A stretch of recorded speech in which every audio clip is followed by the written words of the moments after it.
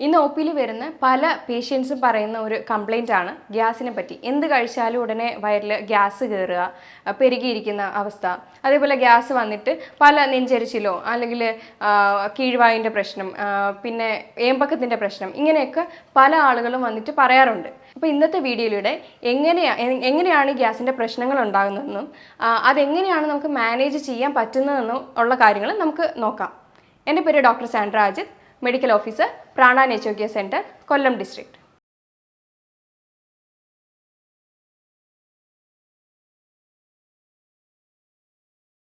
Gas കയറി എന്നത് ഉള്ളതിൻ്റെ കുറച്ച് ലക്ഷണങ്ങളാണ് ഈ കീഴ്വായു പോകുന്നത്, ഏമ്പക്കം കൂടുതലായിട്ട് പോകുന്നത്, വയറെരിച്ചിൽ, നെഞ്ചെരിച്ചിൽ.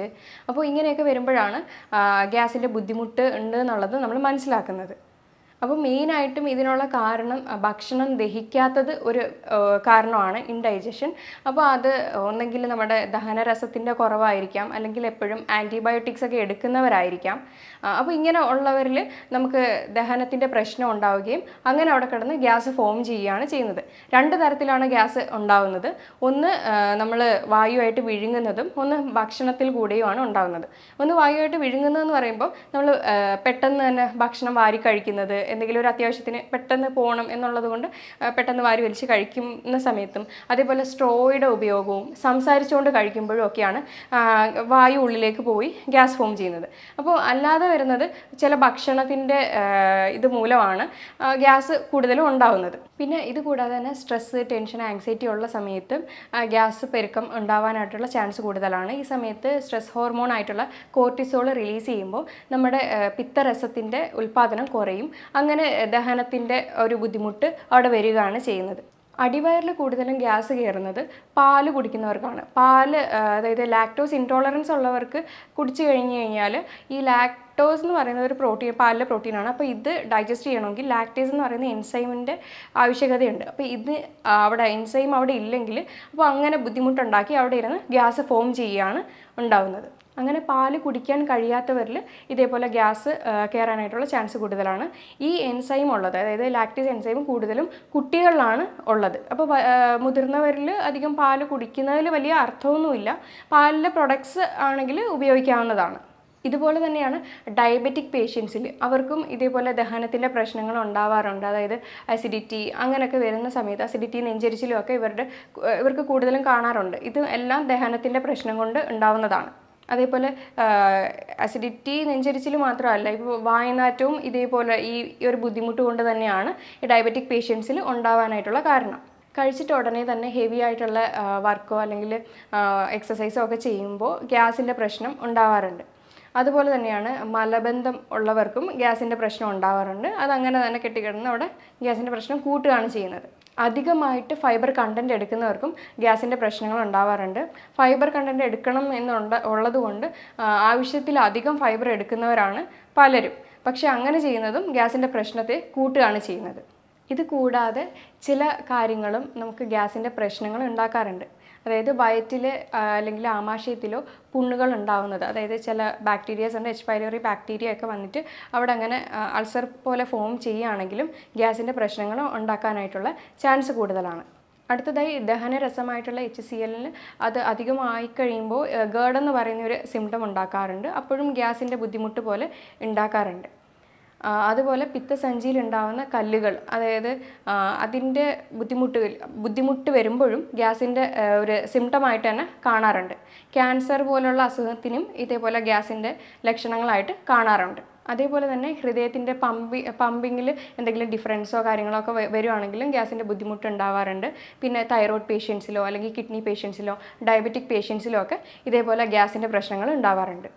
ഇത്രയൊക്കെ പറഞ്ഞ കാര്യങ്ങൾ കൂടാതെ ഒരു കാരണവും ഇല്ലാതെ ഗ്യാസ് കയറുന്നതിനെയാണ് നമ്മൾ ഫങ്ഷണൽ ഡിസ്പെപ്സിയ എന്ന് പറയുന്നത്. അപ്പോൾ ഇതിൻ്റെ ട്രീറ്റ്മെൻറ്റ് പ്രോട്ടോക്കോളൊക്കെ വ്യത്യസ്തമാണ്. ഗ്യാസിൻ്റെ ബുദ്ധിമുട്ട് വരുമ്പോൾ അതിൻ്റെ കൂടെ തന്നെ ഉണ്ടാകുന്നതാണ് ഏമ്പൊക്കവും കീഴ്വായും. ഇത് തുടരെ ഒരുപാട് പോകുകയാണെങ്കിലാണ് ഇത് ബുദ്ധിമുട്ടുണ്ടാക്കുന്നത്. നമ്മുടെ ഗ്യാസ് എന്ന് പറയുന്നു കഴിഞ്ഞാൽ നിറഞ്ഞു കഴിയുമ്പോൾ നമ്മുടെ ഇവിടെ മേലെ ഒരു സ്പിങ്ക്റ്റർ പോലെ അടഞ്ഞിരിക്കുന്ന ഒരു മസിൽസ് ഉണ്ടാവും. അപ്പോൾ അത് ഫോഴ്സ്ഫുള്ളി തുറക്കുമ്പോഴാണ് അത് സൗണ്ടോട് കൂടി തന്നെ പുറത്തു പോകുന്നത്. അത് ഏമ്പക്കം ആയാലും കീഴ്വായു ആയാലും സെയിം ഒരു പ്രൊസീജിയർ തന്നെയാണ്. അപ്പോൾ അങ്ങനെ വരുമ്പോഴാണ് ഈ ഒരു ഒരു മണിക്കൂറിന് 8-10 പ്രാവശ്യം പോകുന്നത് അത് ഒരു ഒന്നെങ്കിൽ അത് നമ്മുടെ ശരീരത്തിൻ്റെ ഗട്ടിൻ്റെ എന്തെങ്കിലും ഒരു ബുദ്ധിമുട്ട് കാരണമായിരിക്കാം ഇങ്ങനെ വരുന്നത്. അല്ലാതെ ഒരു ദിവസത്തിൽ 1-10 പ്രാവശ്യം പോകുന്നത് അത്ര വലിയ കാര്യങ്ങളല്ല. ചിലപ്പോൾ ഗ്യാസിൻ്റെ പ്രശ്നത്തിൻ്റെ കൂടെ ഇതേപോലെ ഏമ്പക്കവും കീഴ്വായും പോകുമ്പോൾ അതിൻ്റെ കൂടെ സ്മെല്ലും കാണാറുണ്ട്. അപ്പോൾ അതെന്തുകൊണ്ടാണെന്ന് വെച്ചാൽ ചില സൾഫർ കണ്ടൻറ്റ് അടങ്ങിയ ഭക്ഷണങ്ങൾ അധികമായിട്ട് എടുത്തു കഴിഞ്ഞാലും ഇങ്ങനത്തെ ബുദ്ധിമുട്ടുകൾ ഉണ്ടാകും. അതായത് ഉള്ളി, വെളുത്തുള്ളി, അങ്ങനത്തെ ക്രൂസിഫറസ് ആയിട്ടുള്ള വെജിറ്റബിൾസ് ഇത് ഇങ്ങനെയൊക്കെ കഴിക്കുമ്പോൾ അതിൻ്റെ കൂടെ സ്മെല്ലോടൊപ്പം ഈ പറയുന്ന കീഴ്വായ ആയാലും ഏമ്പക്കം ആയാലും പോകാറുണ്ട്. ഇനി എന്തൊക്കെ ഭക്ഷണത്തിൻ്റെ കണ്ടൻസ് ആണ് നമുക്ക് ഈ ഗ്യാസ് ഉണ്ടാക്കാനായിട്ട് കാരണമാകുന്നത്? ഹൈ ഫൈബർ കണ്ടൻ്റ് ആയിട്ടുള്ള ഭക്ഷണങ്ങൾ എടുക്കുമ്പോൾ അതിനകത്ത് കാർബോഹൈഡ്രേറ്റ്സിൻ്റെ ഫോം വേറെയാണ്. അപ്പോൾ അങ്ങനെ ചെയ്യുമ്പോൾ ഗ്യാസിൻ്റെ ബുദ്ധിമുട്ട് കൂടാനായിട്ടുള്ള ചാൻസ് കൂടുതലാണ്. പിന്നെ ഹൈ പ്രോട്ടീൻ ഡയറ്റ് ചെയ്യുന്നവർക്കാണെങ്കിലും ഗ്യാസിൻ്റെ ബുദ്ധിമുട്ട് ഒരുപാട് പെട്ടെന്നൊന്നും ദഹിക്കത്തില്ല പ്രോട്ടീൻ. അപ്പം അങ്ങനെ വരുമ്പോഴും ഗ്യാസിൻ്റെ ബുദ്ധിമുട്ടുകൾ കണ്ടുവരുന്നുണ്ട്. അതേപോലെ ഹൈ ആയിട്ടുള്ള ഫാറ്റ് കണ്ടൻറ്റ് എടുക്കുകയാണെങ്കിലും ഇതേപോലെ ഗ്യാസിൻ്റെ ബുദ്ധിമുട്ടുകൾ കണ്ടുവരുന്നുണ്ട്. ഹൈ സൾഫർ കണ്ടൻറ്റ് അടങ്ങിയ ഭക്ഷണങ്ങൾ എടുക്കുകയാണെങ്കിലും ഇതേപോലെ ഗ്യാസിൻ്റെ ബുദ്ധിമുട്ടും അതോടൊപ്പം സ്മെല്ലും ഉണ്ടാക്കുന്നുണ്ട് ഇത്. പിന്നെ വേറെ എന്തെങ്കിലും ജീവിതശൈലി രോഗങ്ങളൊക്കെ ഉള്ളവരാണെങ്കിലും അതിനകത്തും ഇവർക്ക് ഇങ്ങനെ ഇതോടൊപ്പം തന്നെ ഗ്യാസിൻ്റെ പ്രശ്നവും ഉണ്ടാക്കാറുണ്ട്. വീറ്റിനകത്തുള്ള പ്രോട്ടീനാണ് ഗ്ലൂട്ടൻ, പാലിനകത്തുള്ള പ്രോട്ടീനാണ് ലാക്ടോസ്. അപ്പോൾ ഇങ്ങനെ ഇതൊക്കെ കഴിക്കുന്നവർക്കും നമ്മൾ പറഞ്ഞായിരുന്നു ഗ്യാസ് കയറും എന്നുള്ളത്. അപ്പോൾ ഹൈ ഫോഡ്മാപ്പ് ഡയറ്റ് എന്നുള്ള ഒരു കാറ്റഗറിയിൽ വരുന്ന ഭക്ഷണങ്ങളാണ് മിക്കുള്ളവർക്കും ഗ്യാസ് ഉണ്ടാക്കുന്നത്. അപ്പോൾ ഹൈ ഫോഡ്മാപ്പ് എന്ന് പറഞ്ഞു കഴിഞ്ഞാൽ ഫെർമെൻറ്റബിൾ ഒളിഗോസാക്കറൈഡ്സ്, ഡൈസാക്കറൈഡ്സ്, മോണോസാക്കറൈഡ്സ് ആൻഡ് പോളിയോൾസ് എന്നാണ്.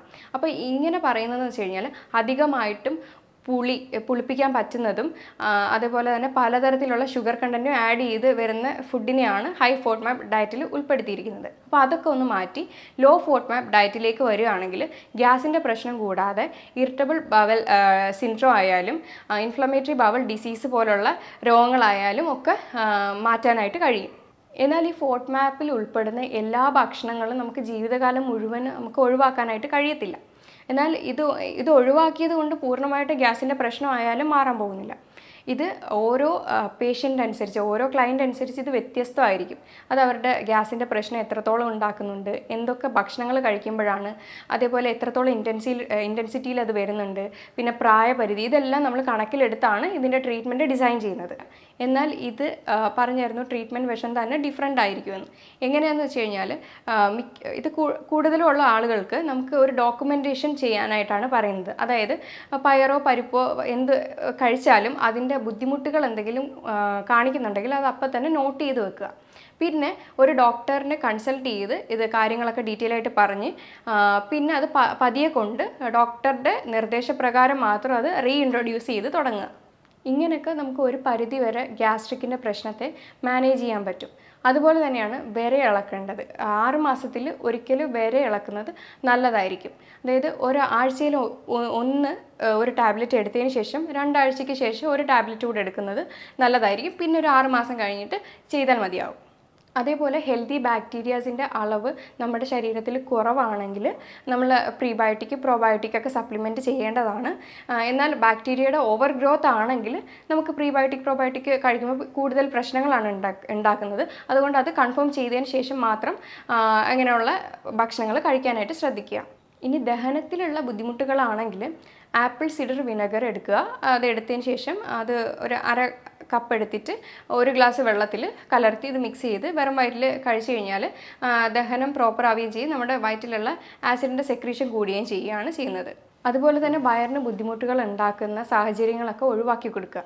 അതായത് രാത്രിയിൽ ഹെവി ആയിട്ട് ഭക്ഷണങ്ങൾ കഴിക്കുന്നത് ഒഴിവാക്കുക, സ്പീഡിൽ ഭക്ഷണം കഴിക്കുന്നത് ഒഴിവാക്കുക, സ്ട്രോയുടെ ഉപയോഗം മൂലം ഗ്യാസ് കയറുന്നവരാണെങ്കിൽ അതൊക്കെ ഒഴിവാക്കുക, സംസാരിച്ചുകൊണ്ട് ഭക്ഷണം കഴിക്കാതിരിക്കുക. ഇങ്ങനെയുള്ള കുറച്ച് ചേഞ്ചസ് വരുത്തുന്നത് നല്ലതായിരിക്കും. അതേപോലെ തന്നെയാണ് ഉറക്കം വളരെ ഇമ്പോർട്ടൻ്റ് ആയിട്ടുള്ളൊരു കാര്യമാണ്. വെള്ളം നന്നായിട്ട് കുടിക്കുക. പിന്നെ യോഗാസനാസോ എക്സസൈസോ ഒക്കെ ചെയ്യാവുന്നതാണ്. ഗ്യാസ്ട്രിക് പ്രശ്നമുള്ളവർക്കും ഇതിന് പ്രത്യേകതരം യോഗാസനാസൊക്കെ അവൈലബിൾ ആയിട്ടുണ്ട്. ഗ്യാസ്ട്രിക് ഇഷ്യൂസിനും ഇൻഡൈജഷനും അസിഡിറ്റിക്കും ഒക്കെ ഏറ്റവും ബെസ്റ്റായിട്ടുള്ള കുറച്ച് യോഗാസനാസാണ് ഞാൻ ഇന്നിവിടെ കാണിച്ചു തരുന്നത്. ആദ്യത്തേതാണ് വജ്രാസന. അതെങ്ങനെ ചെയ്യുന്നത് നമുക്ക് നോക്കാം. അത് ഓരോ കാലുകളായിട്ട് മടക്കി അവിടേക്ക് ബാക്കിലേക്ക് ഇരിക്കുക എന്നുള്ളതാണ്. ഹീൽസിലേക്ക് ഇരിക്കുക. 2 കൈകളും തൊടയിൽ റെസ്റ്റ് ചെയ്യാവുന്നതാണ്. ഇത് വളരെ നല്ലൊരു ആസനയാണ്. ഇൻഡൈജഷൻ ആയാലും ബ്ലോട്ടിംഗ് ആയാലും അസിഡിക് ഇഷ്യൂ ആണെങ്കിലും എല്ലാം നല്ലൊരു ആസനയാണ്. ഈ ആസന ഒരു 30 സെക്കൻഡോളം അങ്ങനെ ഹോൾഡ് ചെയ്ത് അങ്ങനെ ഇരിക്കുന്നത് വളരെ നല്ലതാണ്. അതും ഭക്ഷണം കഴിച്ചിട്ടൊക്കെ ഇരിക്കുകയാണെങ്കിൽ നല്ലതാണ്. രണ്ടാമത്തെ ആസനയാണ് സേതുബന്ധാസന. ഇതെങ്ങനെയാണ് ചെയ്യുന്നതെന്ന് വെച്ച് കഴിഞ്ഞാൽ ആദ്യം വജ്രാസനത്തിൽ ഇരിക്കുക, എന്നിട്ട് കൈകൾ രണ്ട് ശ്വാസം എടുത്തുകൊണ്ട് മേലേക്ക് ഉയർത്തുക, ശ്വാസം വിട്ട് താഴെ മാറ്റിലേക്ക് പോവുക. ഇവിടെ ഇങ്ങനെ കുറച്ച് നേരം റെസ്റ്റ് ചെയ്യാവുന്നതാണ്.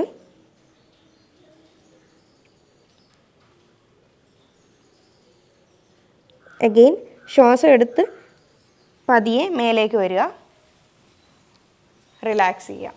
ഇതൊരു 30 സെക്കൻഡോളം ചെയ്ത് കഴിഞ്ഞാൽ നമ്മുടെ ഇങ്ങനെ ചെറിയൊരു പ്രഷർ നമ്മുടെ അബ്ഡമൻ ഏരിയയിൽ കിട്ടുന്നതായിരിക്കും.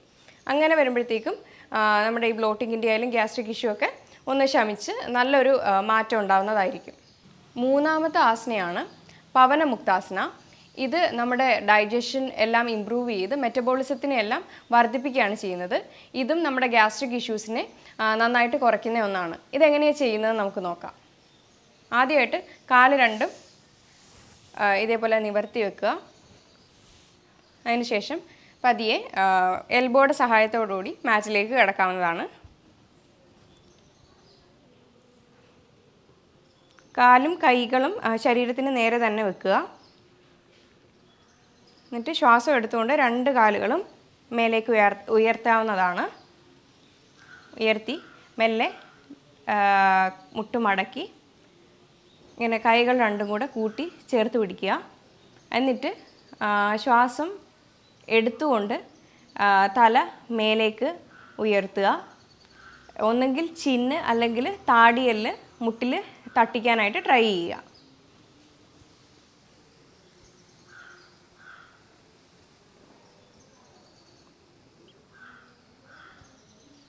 അപ്പോൾ അങ്ങനെ ഒരു 30 സെക്കൻഡ് തന്നെ ഹോൾഡ് ചെയ്ത് കഴിഞ്ഞാൽ എന്നിട്ട് പതിയെ ശ്വാസം വിട്ടുകൊണ്ട് ഓരോ പോർഷനായിട്ട് റിലീസ് ചെയ്യുക. ഹെഡ് റിലീസ് ചെയ്യുക ആദ്യം, പിന്നെ കൈകൾ രണ്ടും റിലീസ് ചെയ്യുക.